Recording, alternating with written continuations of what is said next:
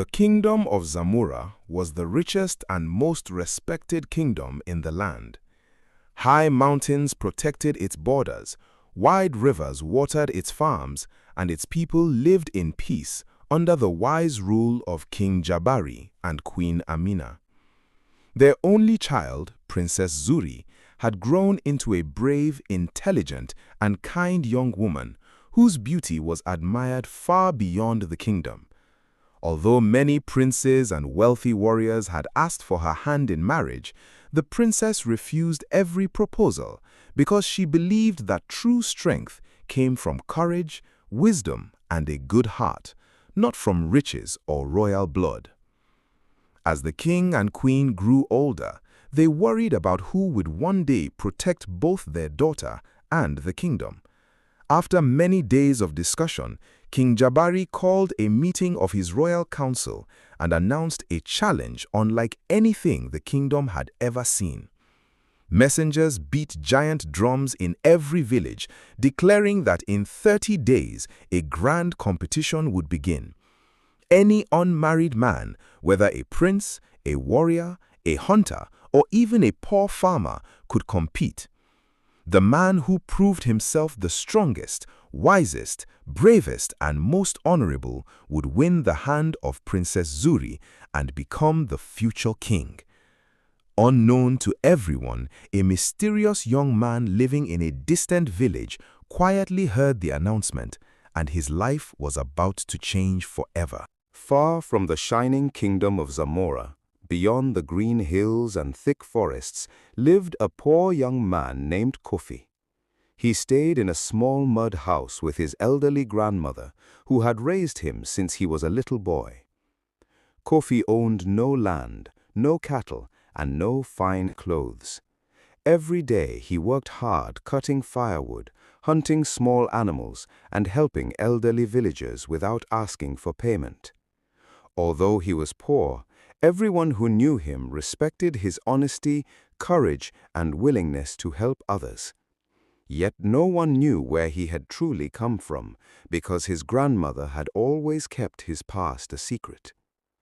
One evening, as the sun disappeared behind the mountains, the sound of royal drums echoed across the valley, announcing the king's great competition. The villagers laughed when Kofi quietly said he wished to enter.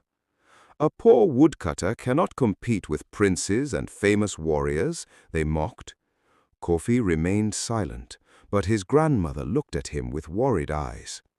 After everyone had gone home, she opened an old wooden box hidden beneath her bed. Inside was a strange necklace carved with the symbol of a roaring lion, the royal symbol of Zamora.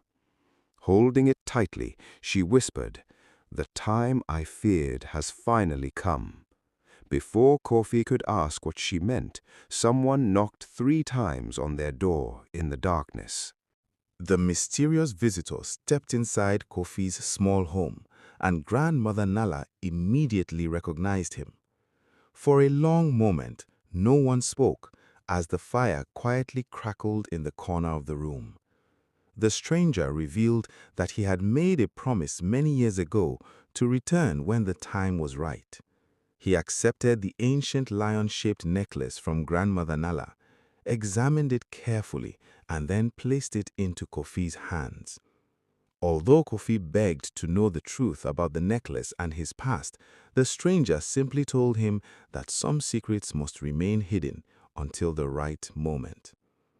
Before dawn, the stranger took Kofi outside for a final lesson.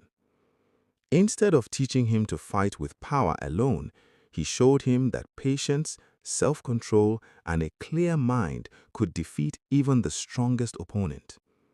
As they trained near the forest, an unknown figure secretly watched them from the shadows before disappearing without being seen. When the lesson ended, the stranger handed Kofi a finely carved wooden staff and reminded him that true strength comes from a good heart, not a strong arm. The next morning, Kofi said an emotional goodbye to Grandmother Nala and began his long journey to the kingdom of Zamora, unaware that powerful enemies had already begun watching his every move. Kofi continued his journey toward the kingdom of Zamora, crossing wide rivers, climbing rocky hills, and walking through thick forests. Although the journey was long and exhausting, he never complained or turned back. Along the way, he met travelers who had been robbed by bandits and helped them find food and water before continuing on his path. Every act of kindness reminded him of the lessons Elder Malik had taught him, that true strength is shown by serving others even when no one is watching. Unknown to Kofi, Baraka's spy followed him from a distance, carefully watching every move and reporting everything to his master. As evening approached, Kofi reached the edge of a dark forest where frightened travelers refused to continue because they believed it was cursed.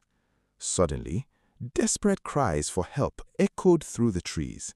Without thinking of his own safety, Kofi rushed toward the sound and discovered a young boy trapped beneath a broken branch of a giant tree while a pack of wild hyenas slowly surrounded him. Using only his carved wooden staff, quick thinking, and unwavering courage, Kofi frightened the animals away and rescued the boy. Hidden among the trees, Baraka's spy witnessed everything with growing concern. He realized that Kofi was not just another poor traveler.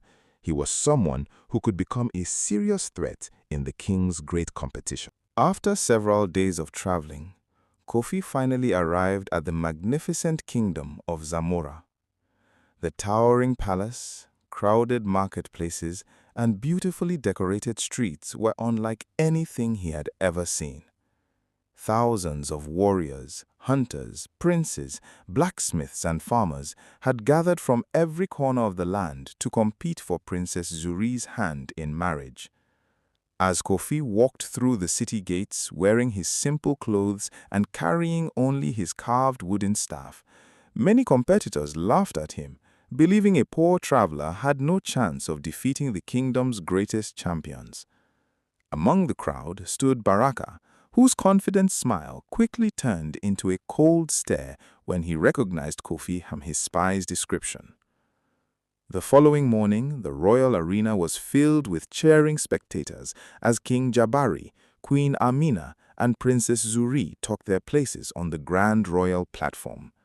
The king welcomed every competitor and reminded them that the contest would not be won by strength alone, but by courage, wisdom, honor, and compassion. As each contestant stepped forward to register, Kofi calmly waited for his turn without responding to insults or mockery. Princess Zuri quietly noticed his humility and confidence, wondering why the poor young traveler seemed so different from the proud warriors surrounding him. At that very moment, the royal trumpet sounded across the arena, announcing that the first challenge was about to begin. Enjoyed this video? Hit subscribe, drop a like, share, and leave a comment, and turn on notifications for new stories. See you in the next adventure.